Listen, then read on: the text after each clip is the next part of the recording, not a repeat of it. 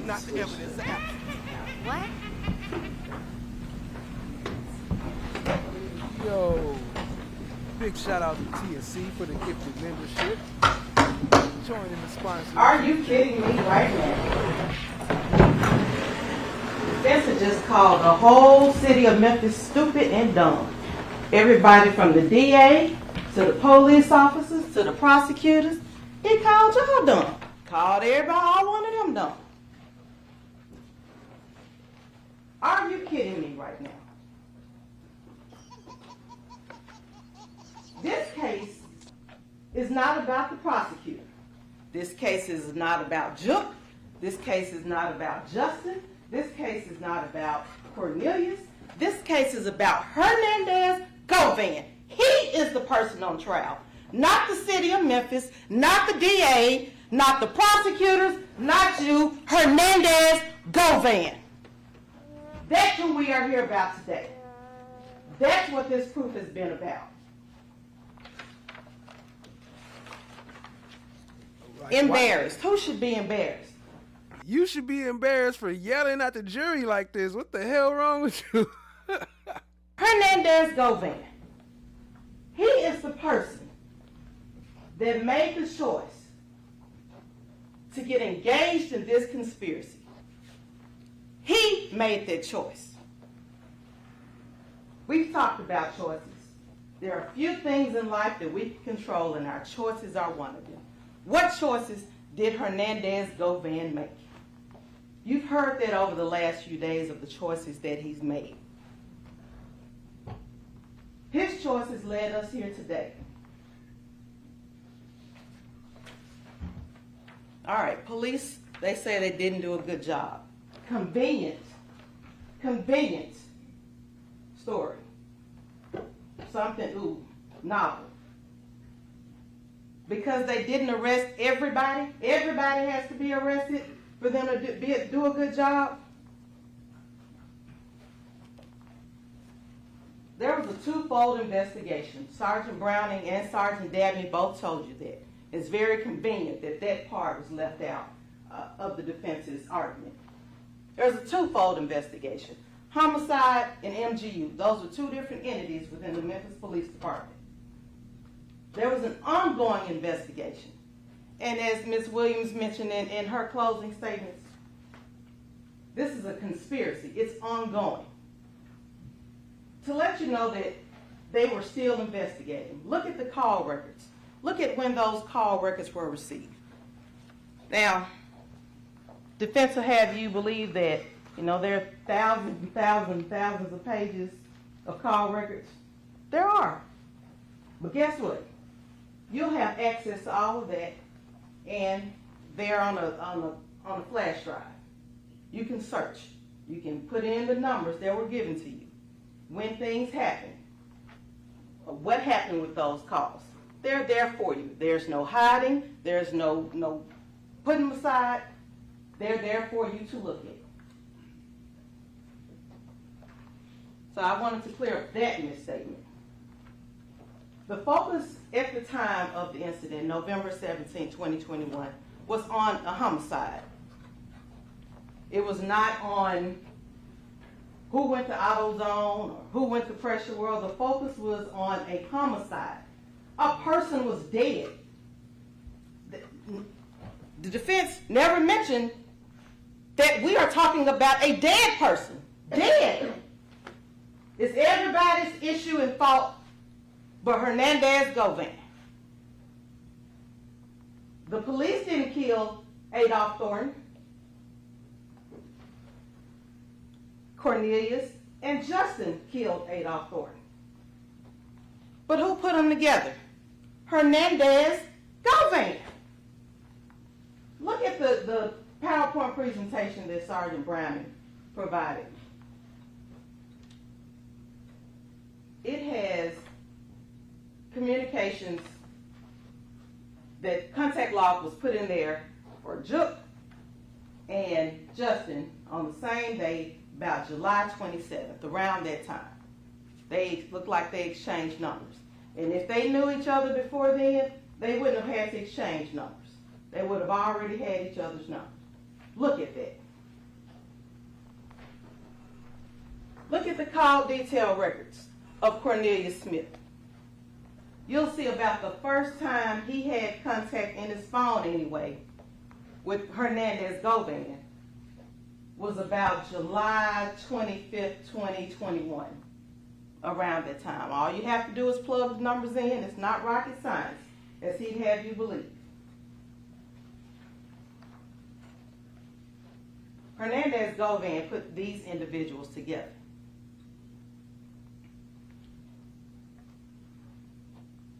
In Govan's investigation, Govan's role in this conspiracy, as far as MPD was investigating, really didn't start until Angela Arnold gave a statement. Now, if we are to believe anything Angela Arnold says, then we are to believe call records, which Sergeant Garner said they don't lie. They're the records. They are what they are. So we can't believe that. We're not supposed to believe Angela either. We're not supposed to believe anything that's happened. The records are what the records are. But they bring in Sergeant Coburn or Lieutenant Coburn. Officers are bad. They don't do a good job. But he wants you to, well, this officer did a great job. Just this one that we bring in. He did a great job. Cornelius will tell you, he didn't just get a whole thing of Clorox and pour it all over the car and wipe it down. He said he sprayed some substance on a towel and wiped. He was still hurt. It was in the dark. He was in a rush. He was scared probably that Govan was going to come out and shoot him or do something because he was across the street from his house. But you want us to, defense wants you to believe that all the officers are bad, they did everything wrong, except that part. The investigation was ongoing. Look at the call records. Look at when they were done. And you can still investigate. And because you want someone arrested tomorrow, it doesn't mean the evidence is all there. At this point, Jook is dead. Bobby Carter's dead. Joshua Taylor's dead. We can't arrest them. We're not digging them up from the ground. They are dead. That point is dead.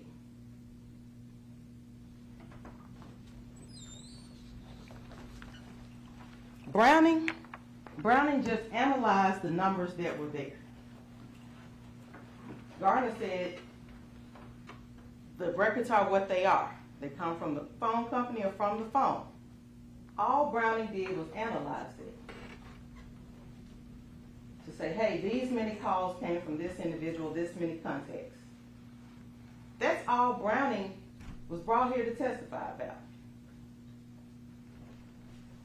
But because those records show Hernandez Govan communicating with the conspirators throughout the summer, throughout the fall, from July until November, well past November 17th, at least November 20th of 2021, oh, Browning's a liar too.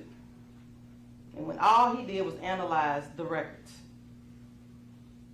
The records were made by Mr. Govan.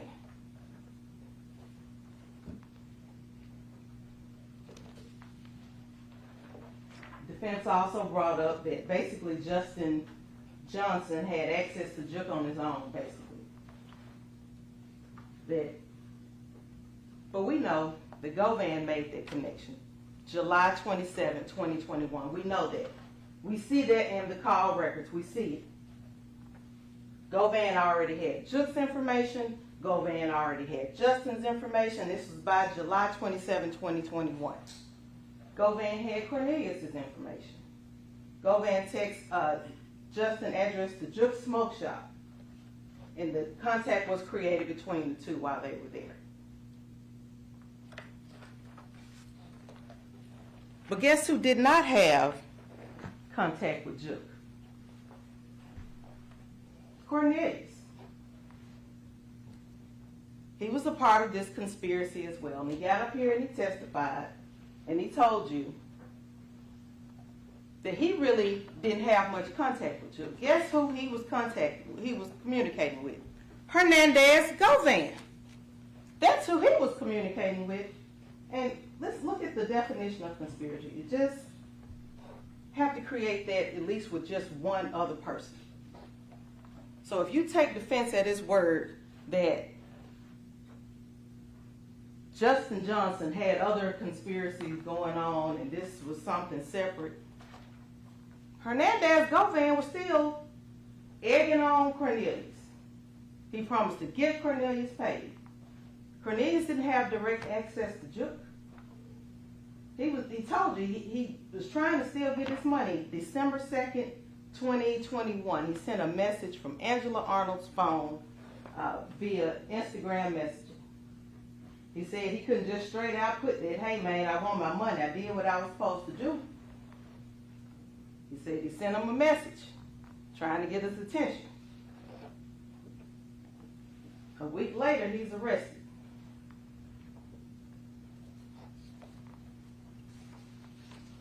But Hernandez Govan was the link between all of them. Hernandez knew Juke. Even if the order, if it did, that's still being investigated. But if the entire hit came from Juke, it was communicated to Govan, who then put it out to Justin and Cornelius. Hernandez Govan did that.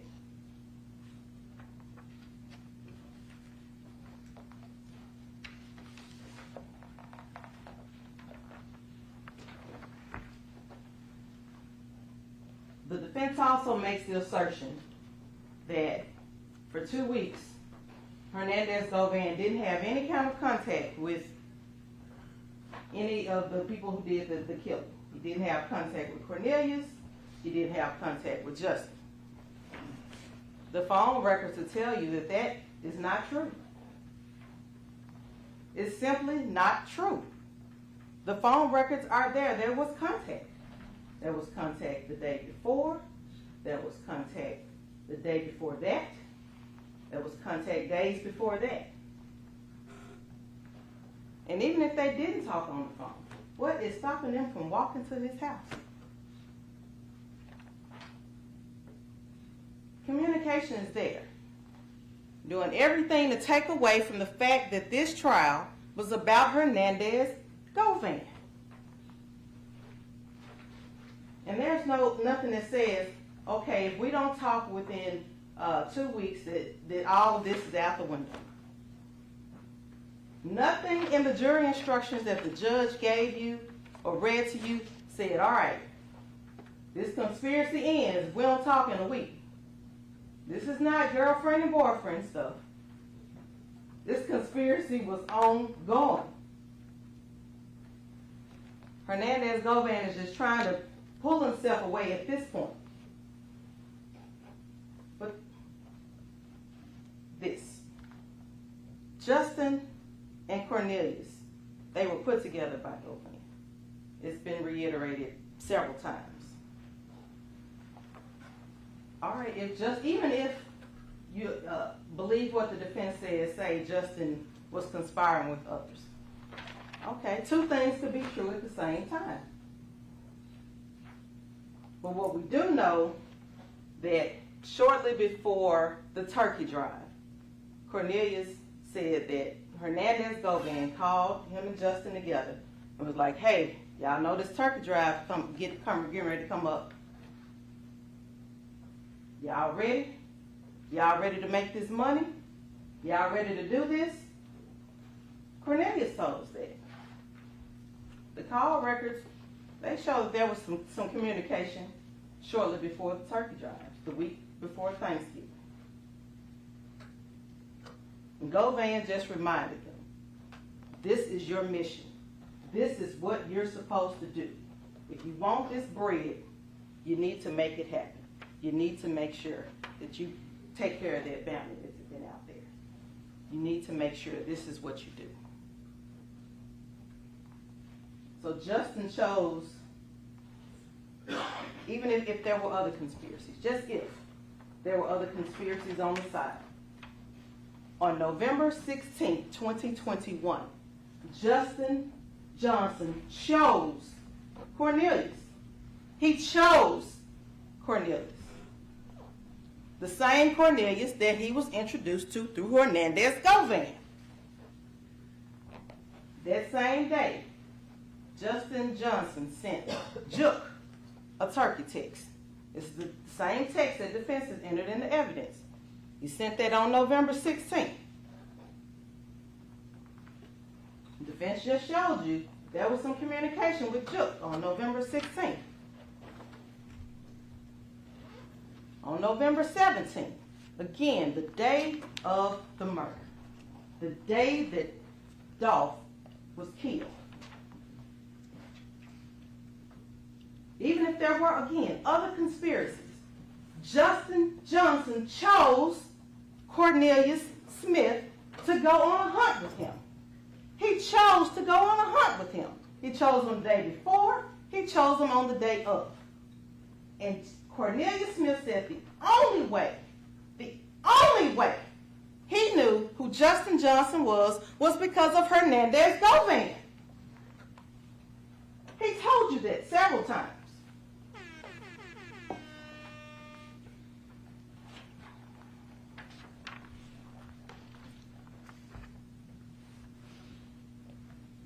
Then we talk about Cornelius. Let's talk about his testimony. Cornelius was the state's witness. Prosecutors are probably not going to be hard in screaming at their own witnesses. The point is to get the witness to talk so that you, the jury, can understand what's going on. They're a witness. Cornelius, at this point, has already testified in a previous trial. He has no reason to come in here and lie to you about what he did. He said and told you, as you watched the video of the murder of Adolph Thornton, he told you, that's me with the big gun that killed him. Now, if any part of that is, if he's to lie about, why lie about him killing somebody? That's where you lied. He didn't lie about that. He told you.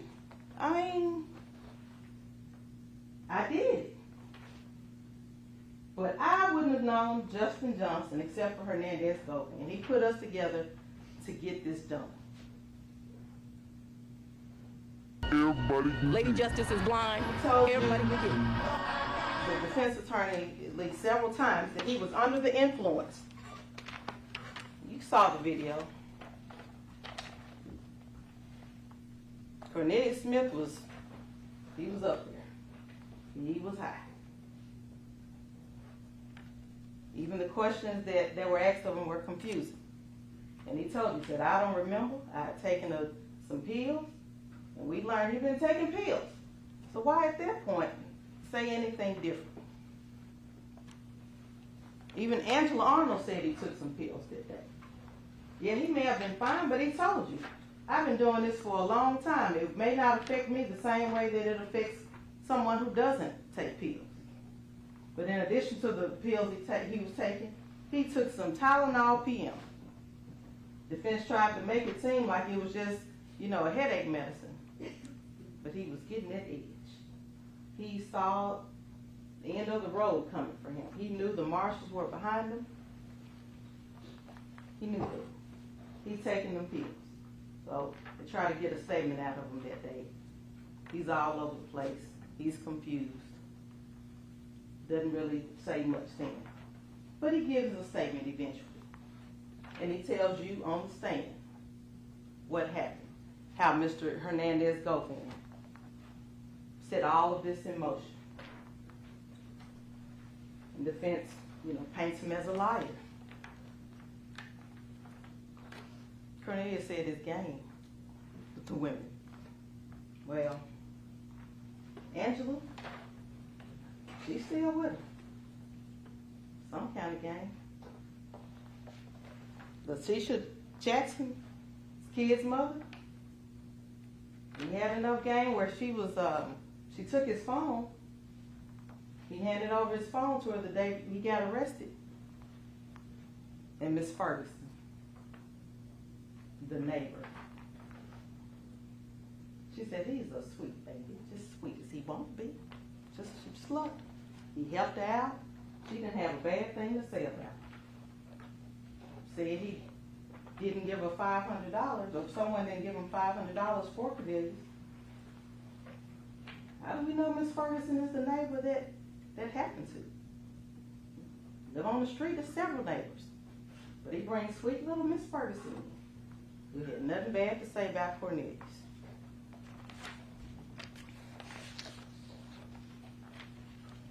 Cornelius, this testimony was backed up by Angela, by the evidence in phone records, by the murder. All of that is backed up.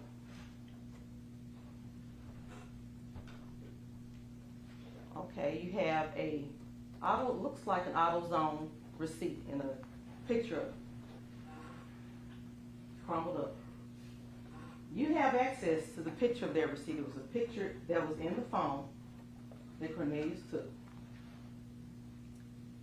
It was in Browning's presentation. Look at the receipt. Blow it up. Stretch it out.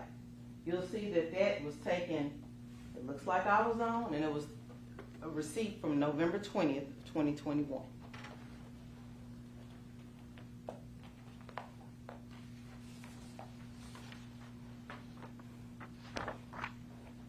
In the end, all of this points back to Hernandez Govan. He got the ball rolling. He kept the ball rolling. He kicked the ball in the end. He introduced Cornelius Smith and Justin Johnson for the purpose of taking out members of PRE. One member of PRE being Adolph Thornton. That's where the conspiracy started.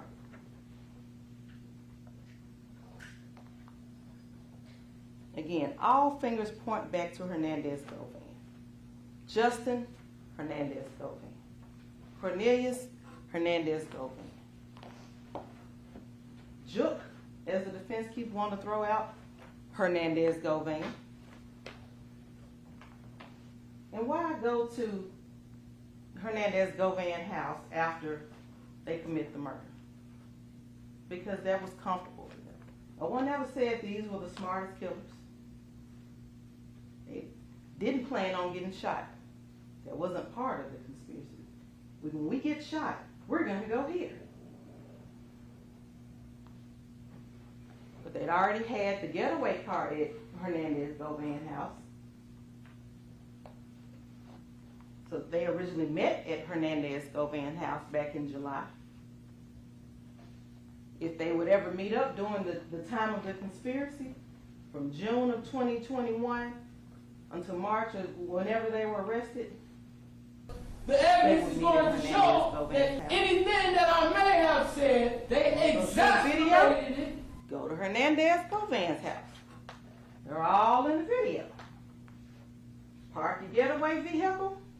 Go to Hernandez Govan's house. Park your murder vehicle. Hernandez Govan, that's the person. Your Honor, I apologize for interrupting the state earlier, but the state can talk the ears off a donkey. This continued filibustering has got to stop. Did not go in? Maybe he wasn't there right then.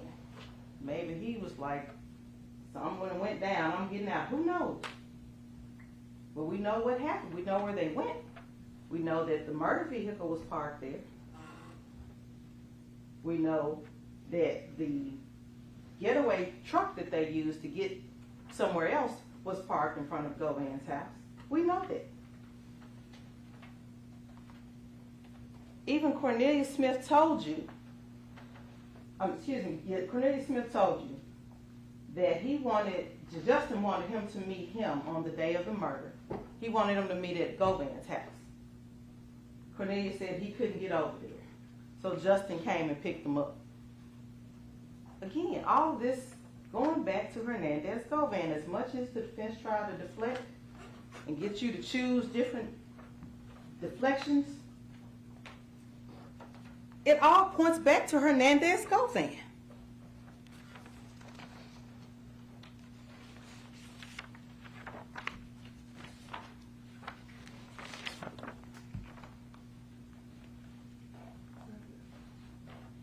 Hernandez Govan had choices. He chose to bring Cornelius and Justin together. He chose to encourage them to have a hunt, to go on a hunt. PRE members, but the biggest bounty was Dolph. He knew that Cornelius had a drug habit and that he needed money. And he played upon that. He preyed upon that. And he put him together with someone who was just as hungry for him. Justin and Cornelius were put together by Hernandez Govan. He chose to ask each of them for a cut of the proceeds. He chose conspiracy. Hernandez Govan chose murder. Adolph Thornton will never get to experience many of the things we take for granted in getting old. He will never get to experience gray hair. He will never get to experience wrinkled skin, crackling knees. He didn't get to choose to grow old. That was taken from him and put in motion by Hernandez Govan.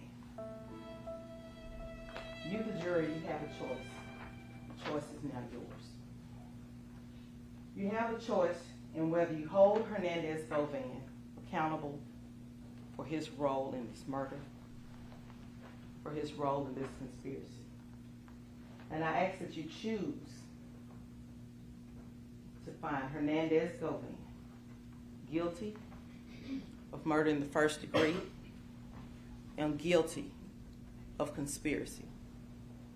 Thank you. All right, ladies and gentlemen, I'm picking up on page 27. Have a good night. Have a good night. Have a motherfucking good ass night. In reaching your verdict, you shall first consider the offense charged in the indictment. If you unanimously find the defendant guilty of that offense beyond a reasonable doubt, you shall return a verdict of guilty for that offense. If you unanimously find the defendant not guilty of that offense, or have a reasonable doubt of the defendant's guilt of that offense, you shall then proceed to consider whether or not the defendant is guilty of the next lesser included offense in order from greatest to least within that count. You shall not proceed to consider any lesser included offense until you have first made a unanimous determination that the defendant is not guilty of the immediately preceding greater offense, or you unanimously have a reasonable doubt of the defendant's guilt of that offense. If you have a reasonable doubt of the guilt of the defendant as to all offenses charged and included in that count, you shall return a verdict of not guilty and proceed to the next count. Verdict. Count 1.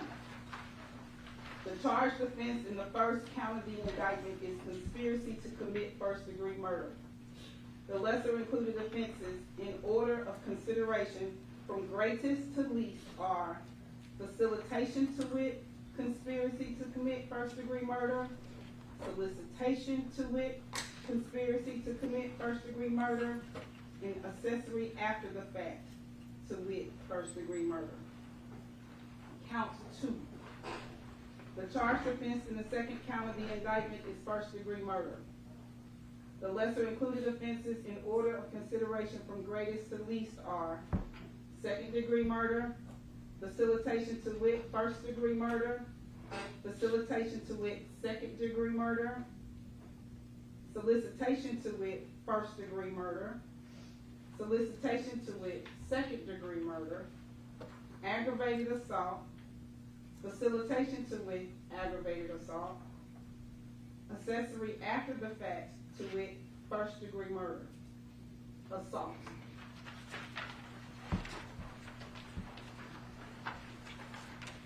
Count 1. When you retire to consider your verdicts, you will first inquire whether the defendant is guilty of conspiracy to commit first-degree murder, as charged in count 1 of the indictment.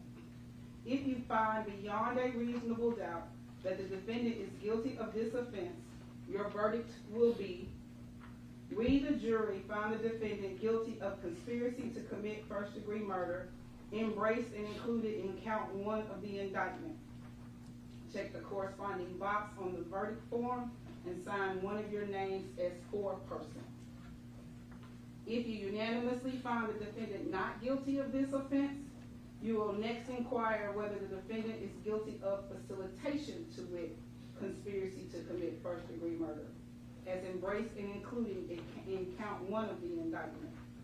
If you find beyond a reasonable doubt that the defendant is guilty of this offense, your verdict will be: we, the jury, find the defendant guilty of facilitation to wit, conspiracy to commit first-degree murder, embraced and included in count 1 of the indictment. Check the corresponding box on the verdict form and sign one of your names to the verdict as foreperson. If you unanimously find the defendant not guilty of this offense, you will next inquire whether the defendant is guilty of the next lesser included offense in order of consideration from greatest to least. If you find the defendant is guilty of a lesser included offense, your verdict will be: we, the jury, find the defendant guilty of, placing that offense in that blank, embraced and included in count 1 of the indictment.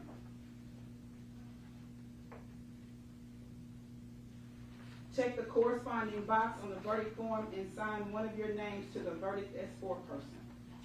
If upon all the proof you have a reasonable doubt of the defendant's guilt of the offenses charged and included in count 1 of the indictment under the law defined and explained to you, it is your duty to acquit him, and your verdict will be: we, the jury, find the defendant not guilty as to count 1. Check the corresponding box on the verdict form and sign one of your names to the verdict as foreperson. Count 2. You will next inquire whether the defendant is guilty of first-degree murder as charged in count 2 of the indictment. If you find beyond a reasonable doubt that the defendant is guilty of this offense, your verdict will be: we, the jury, find the defendant guilty of first-degree murder as charged in count 2 of the indictment. Check the corresponding box on the verdict form and sign one of your names to the verdict as foreperson. If you unanimously find the defendant not guilty of this offense, you will next inquire whether the defendant is guilty of second-degree murder as charged and included in count 2 of the indictment. If you find beyond a reasonable doubt that the defendant is guilty of this offense, your verdict will be: we, the jury, find the defendant guilty of second-degree murder, including and embraced in count 2 of the indictment. Check the corresponding box on the verdict form and sign one of your names to the verdict as foreperson. If you unanimously find the defendant not guilty of this offense, you will next inquire whether the defendant is guilty of the next lesser included offense in order of consideration from greatest to least. If you find the defendant is guilty of a lesser included offense, your verdict will be: we, the jury, find the defendant guilty of, placing that offense in that blank, embraced and included in count 2 of the indictment. Check the corresponding box on the verdict form and sign one of your names to the verdict as foreperson. If upon all the proof you have a reasonable doubt of the defendant's guilt of the offenses charged and included in count 2 of the indictment under the law defined and explained to you, it is your duty to acquit him, and your verdict will be, we the jury find the defendant not guilty of count 2 of the indictment.